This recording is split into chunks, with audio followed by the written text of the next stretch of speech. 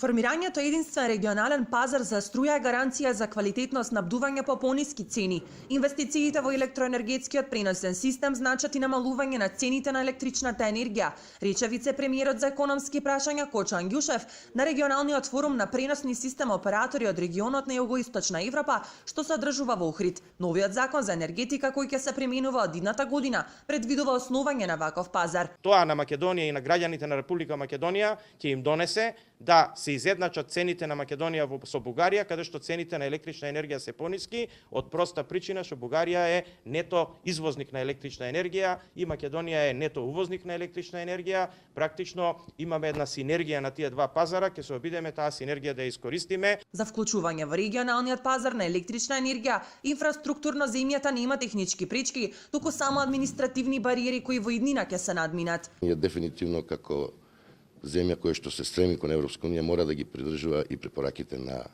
Европската унија. Што се однесува до инфраструктурата, ние немаме проблем во тој дел. Новиот закон предвидува и основање берза за струја која досега ја имаа сите земји во регионот освен Македонија. Со незиното формирање ќе се забрза процесот на обединување на земјите од Западен Балкан, но и соработката во делот на електричната енергија, вели Елена Матик, генерален директор на електроенергетскиот систем во Србија. Наше стратешко определение су... Ние делиме иста цел. Нашата стратешка определба и најголем приоритет е регионалното ширење, регионалното спојување и обединување на пазарот на електрична енергија. Србија во последните 5 години направи многу на тој план.